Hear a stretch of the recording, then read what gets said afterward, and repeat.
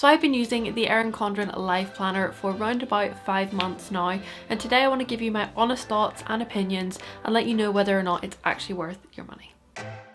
Hi, it's Kelly here, back with another video. If you're new to my channel, I really encourage you to stick around and join the community by hitting that big red subscribe button down below. So in today's video I'm very excited because some of you may remember, if you've been on my channel for a while, about 5 months ago I did a video where I unboxed my new Erin Condren planner, and I've been using it every day since I did that video to plan out my days, my weeks and my months. And today I'm so excited to sit down and actually just talk about how I found it and what you need to know and whether or not it's actually worth your money. So in today's video we are going to cover a quick overview of the Erin Condren planner and what it looks like, what its structure is, just in case some of you don't know and haven't watched my previous video. Also going to be covering how I've used it over the last 5 months and what I found the most effective when I actually did use it. I'll then be covering the benefits and the drawbacks of this planner, and then wrapping up by letting you know whether it's actually worth the money. And I'll put time cards in the description in case you want to jump through sections of this video to any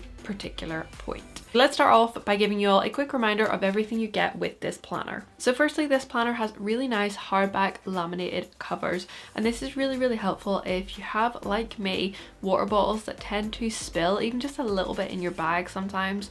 This is a really great way of just kind of keeping them protected.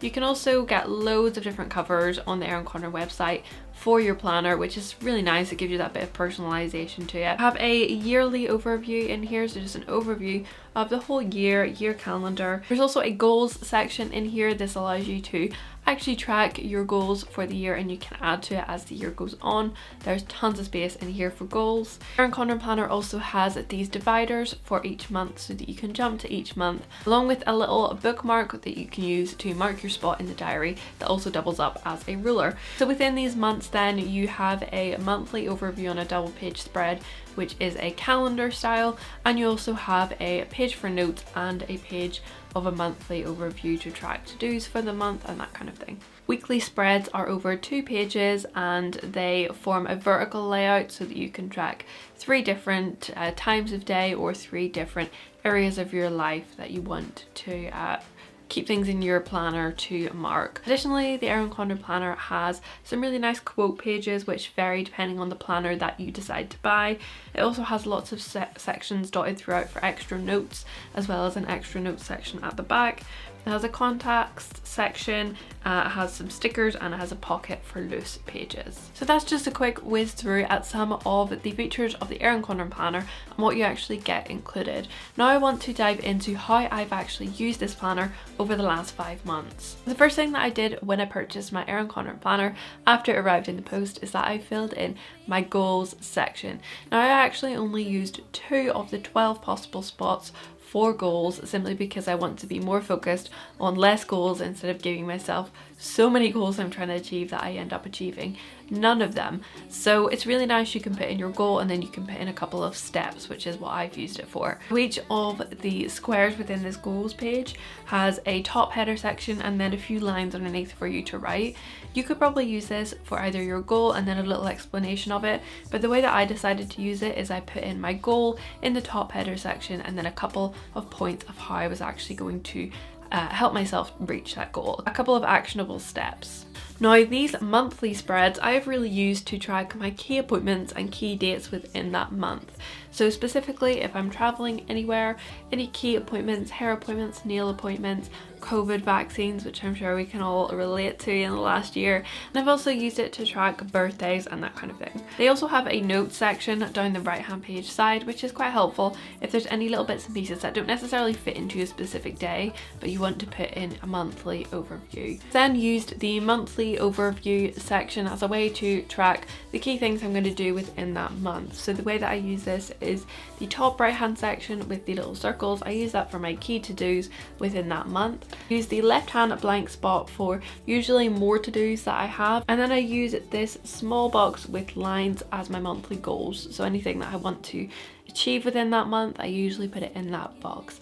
The section down the bottom, which is the dotted bullet journal type section, honestly I just don't really use, but you could definitely use it for habit tracking and that kind of thing. So next, on these weekly double page spreads, this is where I like to track my key to-dos for the week, but I track them on a daily basis. So I use each of the vertical days to track my to-dos. Now when I initially started using this, I was actually splitting up the 3 sections into like my work, my YouTube and my personal, but to be honest, over time I have kind of just dissolved them into one, and things have changed for me, so now it just makes more sense for me to track everything in the one place but not have it split up. Personally, have not used this contact section in the back just because I have a separate book where I keep all my contacts so I don't have to transfer them over into new diaries every time. Personally, I have not really used that many of the stickers from the Erin Condren planner. I have used a couple like the cancelled and rescheduled ones, but I haven't really used a huge amount of them,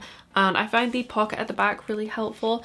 I tend to have things that I need to drop in there and keep safe in my bag, so I do tend to pop a few bits and pieces into the pocket in the back. So that's how I've been using the Erin Condren planner over the last 5 months, just to give you a little bit more sort of help when it comes to figuring out how you might use this and whether this aligns to something that might help you in your daily life, kind of keep yourself organized. If you're enjoying this video so far, please make sure you give it a huge thumbs up down below because that really helps out my channel. And now let's dive into the benefits and drawbacks of the Erin Condren planner. In terms of the benefits of the Erin Condren planner, I think that it really does have sections for everything that you might need without being too structured. So I've definitely talked in previous videos here on my channel about some diaries and planners that are a bit too structured where it feels like a chore filling them out. The other huge benefit to the Erin Condren planner is the goals section. I think the fact that you can track 12 different goals is really helpful.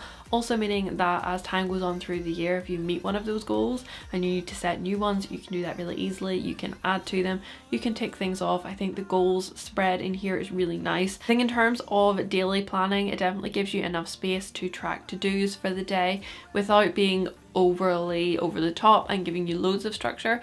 It gives you enough space to write in your to-dos for the day, and again that depends on how much you're going to be tracking, so it is a bit of an individual thing, but personally just for me every day I find that it definitely gives me everything that I need. I also think with the Erin Condren planner there's a really good amount of notes space, so particularly at the back as well as during each month there is space to write notes of things if you need to explain them a little bit more, if you need to track something in a little bit more detail. I think it's really helpful for that. So let's talk about drawbacks, and to be honest, the one major drawback of this planner, and the one that I'm sure a lot of you are thinking or have thought about Erin Condren in the past, is the price. So this planner actually costs $59, which is a lot for a planner. There is no way about it. It is a lot of money, and for a lot of people it just doesn't fit within their budget range to spend that much on a planner. Another thing about this planner that may not suit a lot of you out there is that it doesn't have a huge amount of daily planning, so it really depends on the amount of daily planning that you want to do. Like, do you want to have a meal plan for the day? Do you want to have an extensive section for to-dos? Do you want to have a scheduling section? Depending on how much you want to kind of manage your day and plan your day, this may not be good for you and it may not be enough space, and that's really a personal thing as to what you prefer and what you think will be most helpful. For me, I personally think it has enough structure without being too much so that it's a burden for me to fill out, but for a lot of people that may not be the case, so you have to just make that decision on an individual basis. Having talked all of this through, is the Erin Condren Life Planner really worth the money? In my honest opinion, I think that this planner is an investment. If you are within the budget range that you can afford this planner and you want to invest in really managing and planning your life well over the next year, I think the Erin Condren planner is a really great one to invest in. If you're on a budget, this may not be as suitable for you, and I have a video where I talk through the best planners for 2022 for every different budget. I personally use it several times every day. It sits on my desk. I take things off throughout the day. I go through it, put in my appointments. It allows me to track when I need to do things in a really easy and simple way, and I still love paper, so I prefer to do that on paper than in the digital planner world. So for me, I personally really like it for that, and if you're similar to me in that way, you will really like it too. But you have to make the decision on an individual basis. If you have the budget and if you have liked what you've heard from me talking through it, I think this is a great investment. If you're thinking actually it's a bit too expensive for me and it doesn't do what I want, then consider other options. But overall, the Erin Condren planner is a really great investment. If you find this video helpful, make sure you check out some of my other videos on the similar topic that might be helpful. I have one which I did about the Erin Condren planner when I unboxed it initially, which shows you the planner in a little bit more detail, so make sure you check that one out. I also have that video talking about the best planners for 2022 for every budget, so if you're still undecided on what you want to buy for next year, you can also check out that video and I will link them here for you. Thank you so much for watching. Make sure you hit that big red subscribe button and I will see you all in the next one.